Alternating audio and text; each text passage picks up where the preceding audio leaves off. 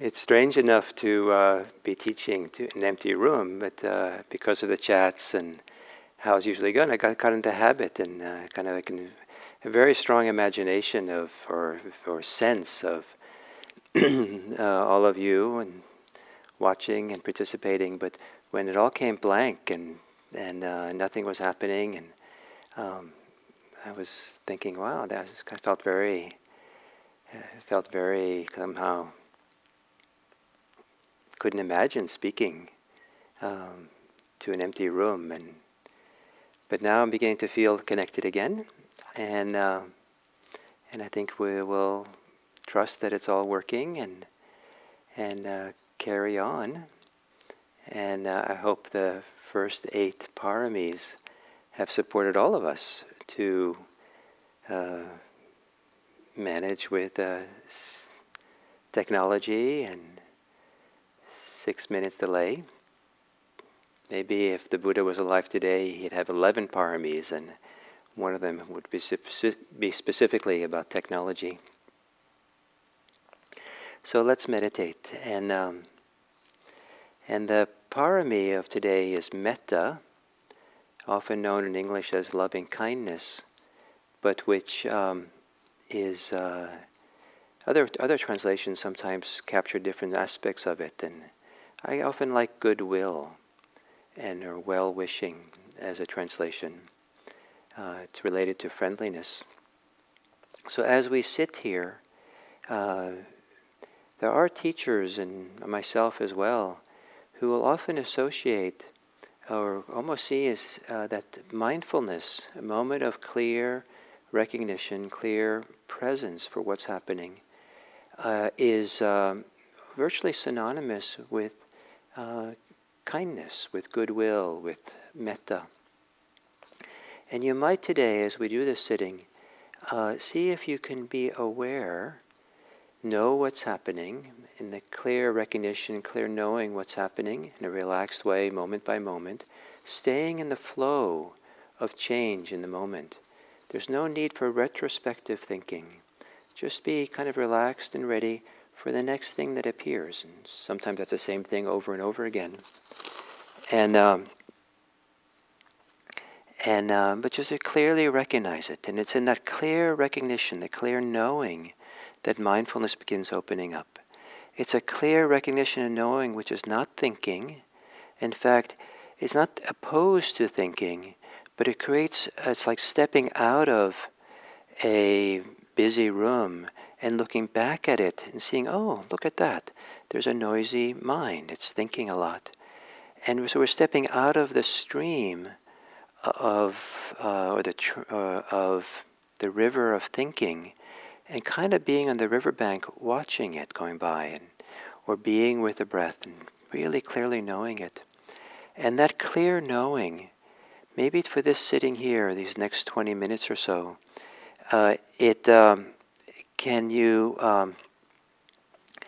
can be done as experiment with it being a moment of kindness. What would it like to be friendly or have a sense of goodwill or even compassion in each moment of mindfulness, in a relaxed way, staying in that stream of knowing and knowing? So taking an upright posture, literally or metaphorically,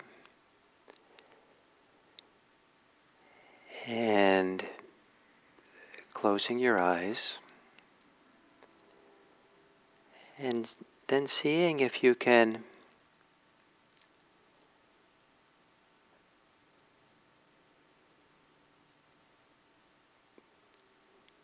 bring a sense of kindness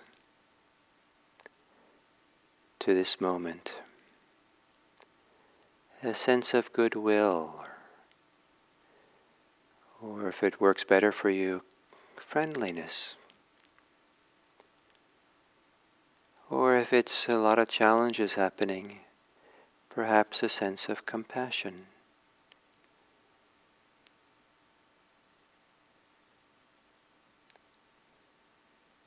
Perhaps a gentling of your capacity to know and be aware.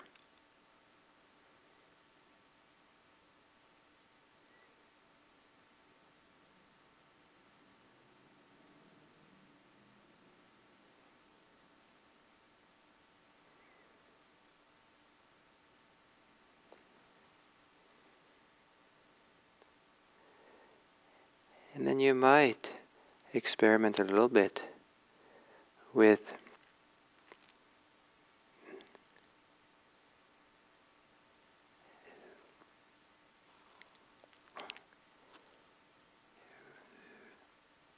knowing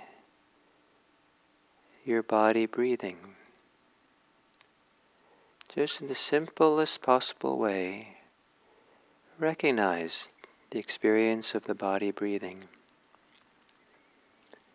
Not to try to get concentrated, not to develop your meditation, but the simplest way, just simply recognizing how the body is breathing, the experience of it, as it is occurring. Not analyzing it or judging it, but the simplest way of knowing, experiencing the body breathing.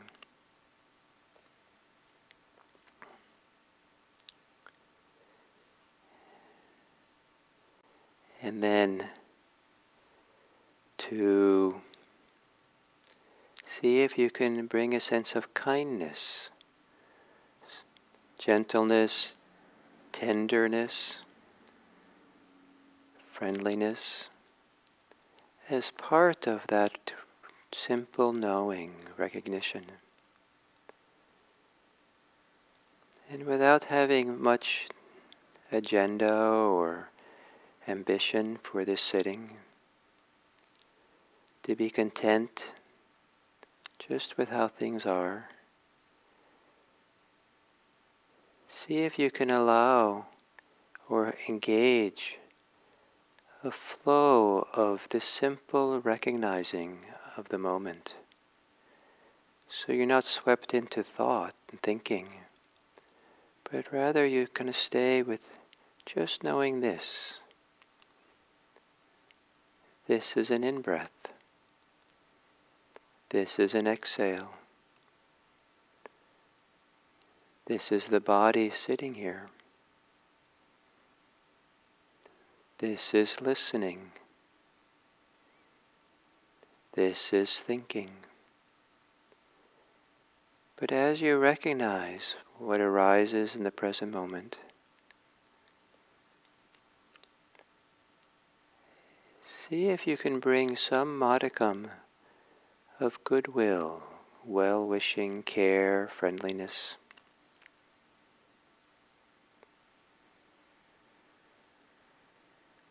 Moment by moment.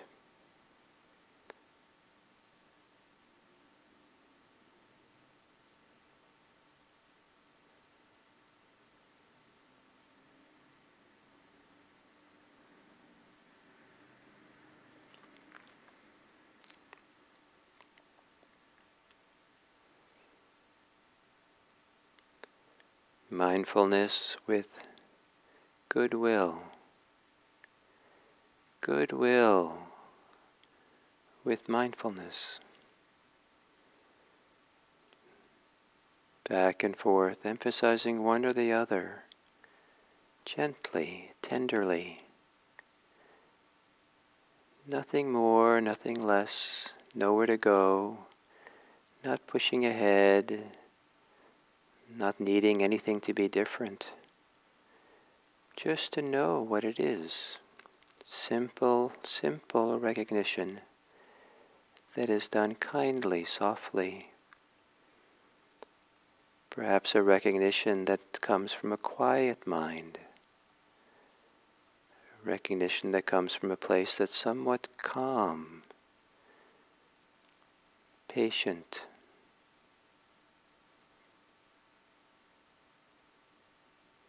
Connecting to the truth of the moment.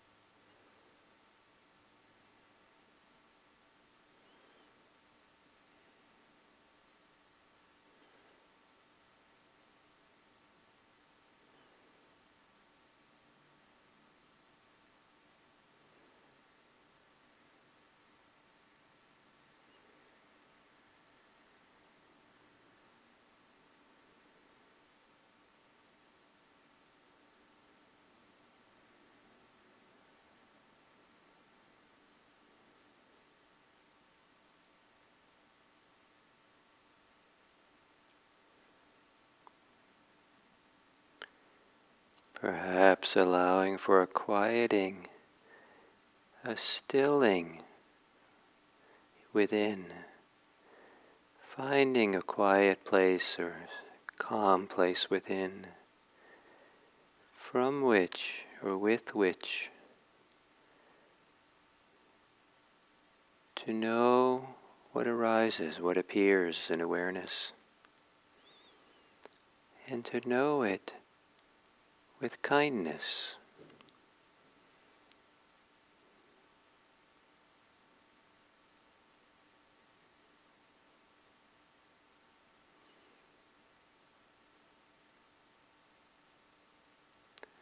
Whatever exists as we meditate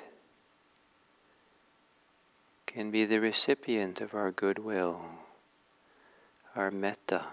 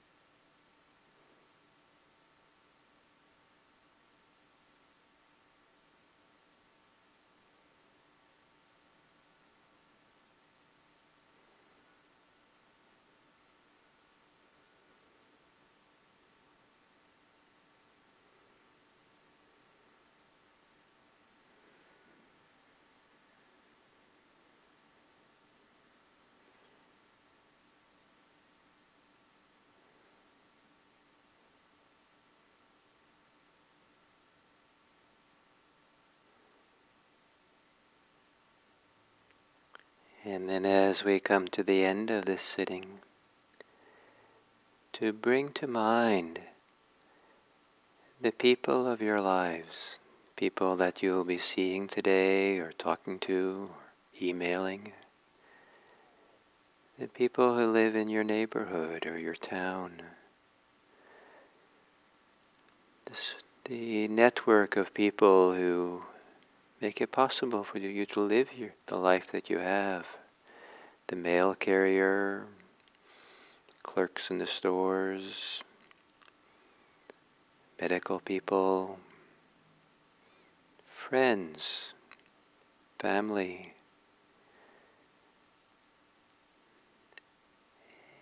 and as a concentric circles to receive your kindness.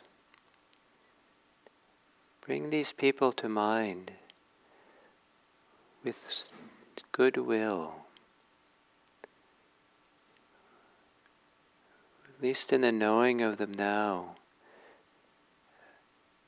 a friendliness, a kindness, a well-wishing, a positive regard, and to have the spread of your goodwill reach out to all the beings that you know and don't know, and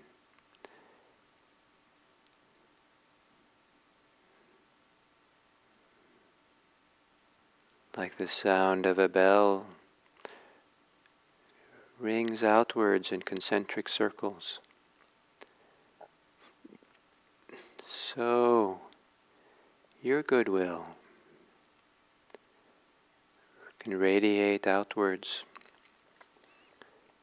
to whatever you can know about the others people in the world, to know it with goodwill, to know them with kindness, with generosity,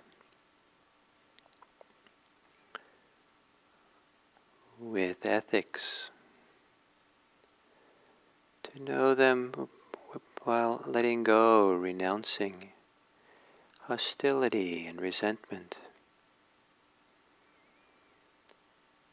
to know them with a wisdom of not causing harm, but to bring benefit, to make the effort, the gentle, inspiring effort to live a life of well-wishing of others.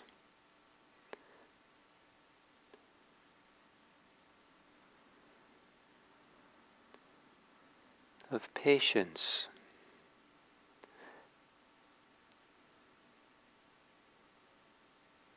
of truth, determination, and kindness. May it be that our meditation today,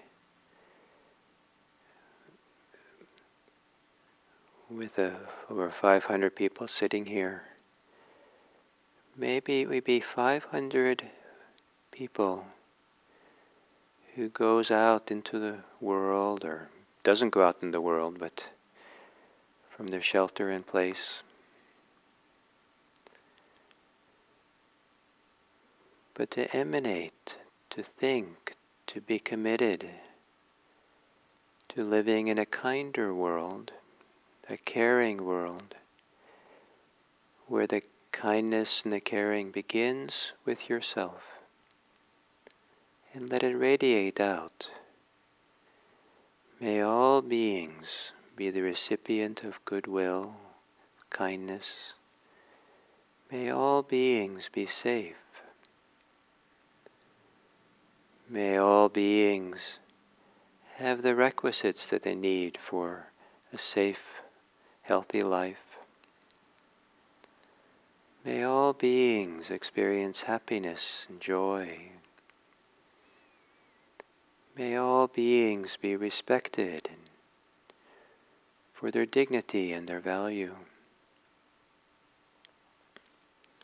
May all beings be free. Free from oppression, free from hunger, free from sickness, free from injustice, and free from war, economic challenges. May all beings be happy.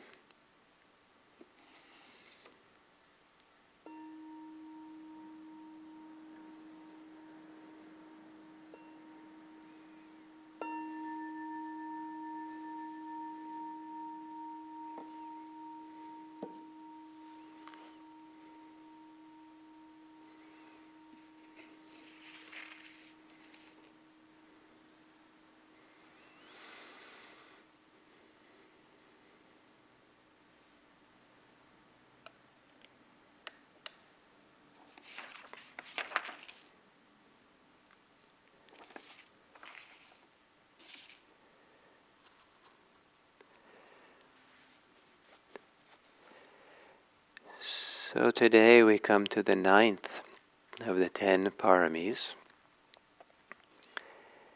And maybe they are all 10 jewels that live inside of us. And sometimes they are inside of us as jewels in the rough. But with practice, they become the roughness, fades away, and they can shine for us. And then one of those, the 9th one, is Metta. And Metta is usually, as I said before, is usually translated into English as loving kindness. And sometimes by translating as the word loving, it kind of puts the bar pretty high of what it's supposed to be.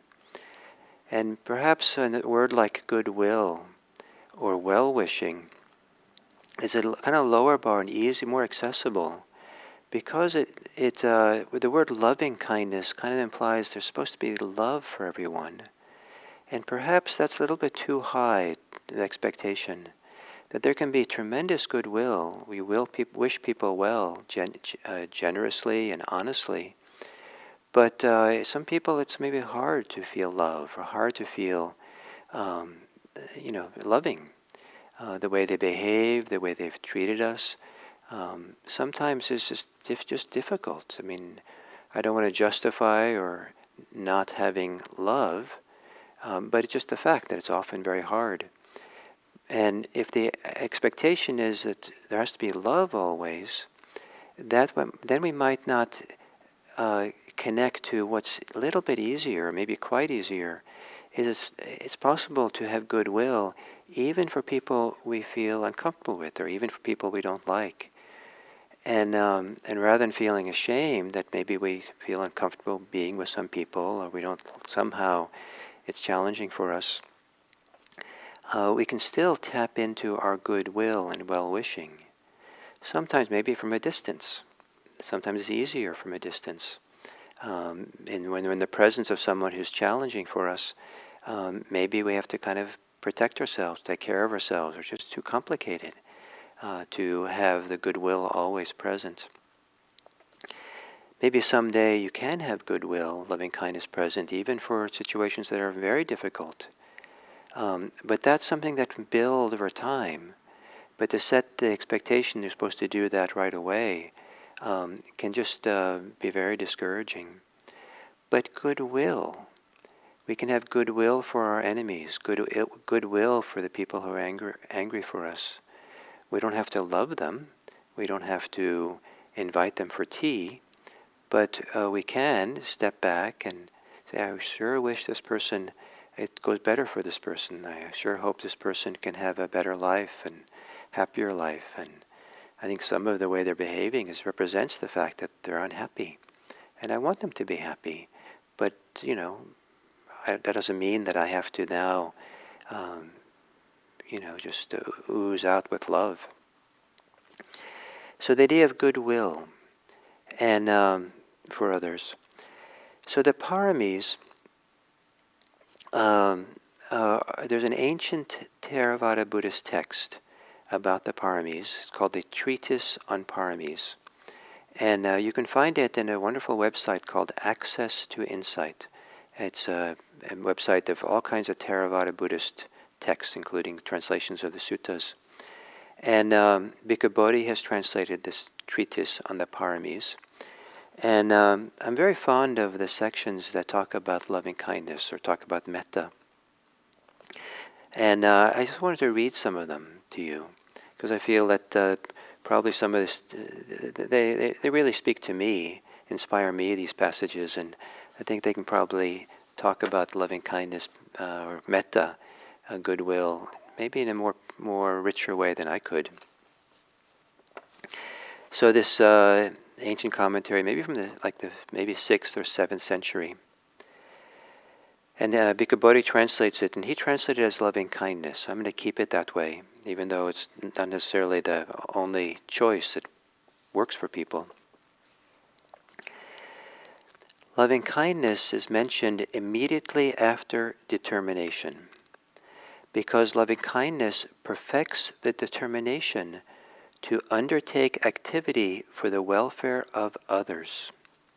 And just that speaks to me so much.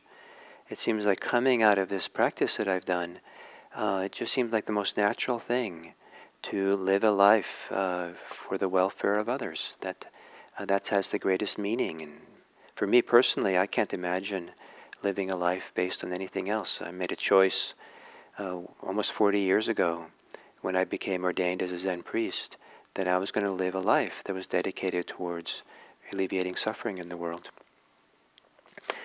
Because loving kindness perfects the determination, so loving kindness is mentioned immediately after determination, because loving kindness perfects the determination to undertake activity for the welfare of others.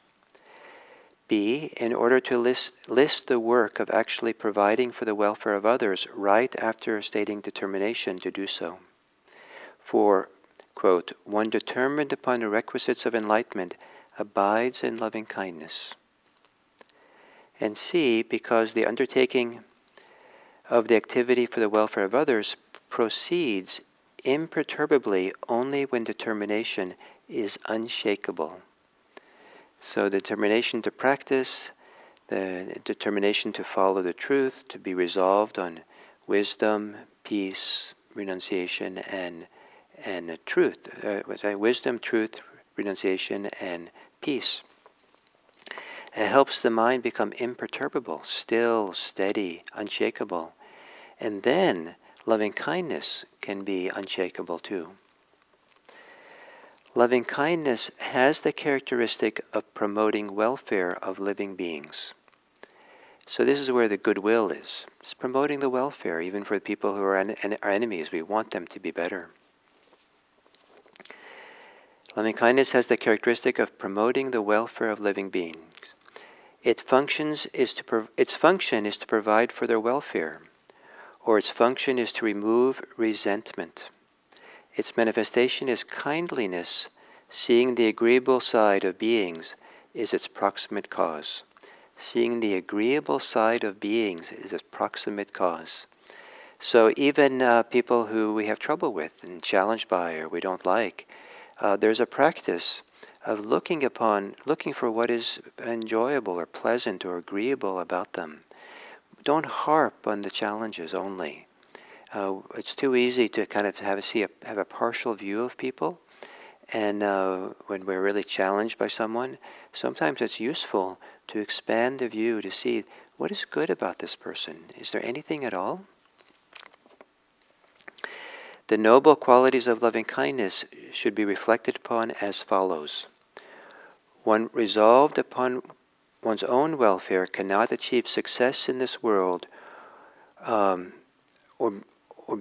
a happy rebirth in the life to come without some concern for the welfare of others. So I don't think much about rebirth myself, but don't think about it. But this is a powerful idea.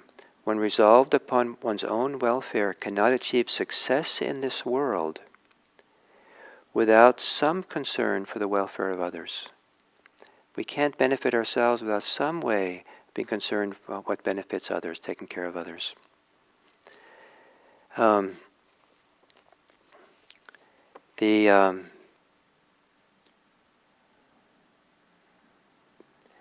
If you wish to ultimately lead all beings to Nibbana, you should begin by wishing for their mundane success here and now.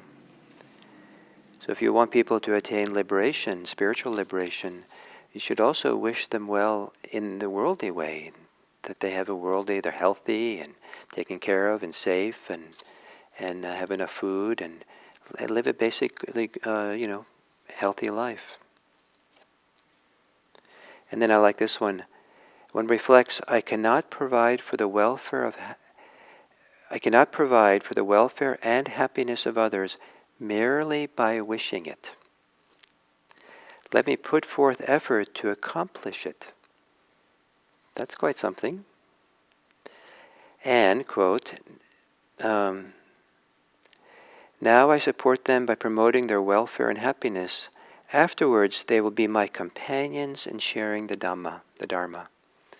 So we support and help other people out, and one way or the other, they then become our companions. They share, if Dhamma just means goodness or truth, that we're supporting people so that they can come and share with us their goodness or their truth, what's true.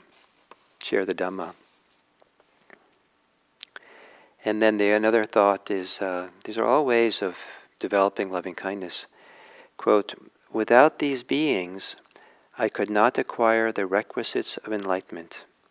Since they are the cause for the manifestation and perfecting of all the Buddha qualities, these beings are for me a supreme field of merit, the incomparable basis for planting wholesome roots, the ultimate object of reverence. I interpret this to be all the beings, especially the ones who are challenging for us, that we need them so we can really develop our own practice, develop the Buddha qualities. All the world, all these beings that we live with, all around us, they are the supreme field of merit. They are the people to support and to help and develop. In a sense, this kind of thing, they are the field, the fuel for developing ourselves. There's a strong idea that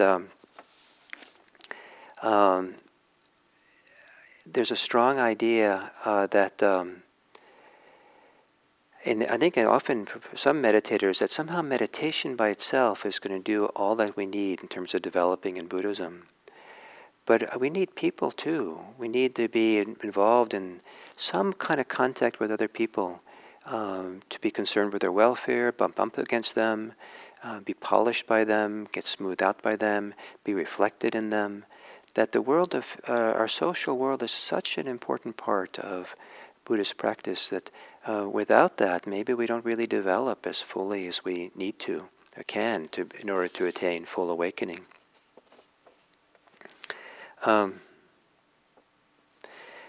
Thus, one should arouse an especially strong inclination toward promoting the welfare of all beings. And why should loving kindness be developed towards all beings? Because it is the foundation for compassion. For when one delights in providing for the welfare and happiness of other beings, with an unbounded heart, the desire to remove their affliction and suffering becomes powerful and firmly rooted. And compassion is the first of all qualities issuing from Buddhahood, their footing, foundation, root, head, and chief.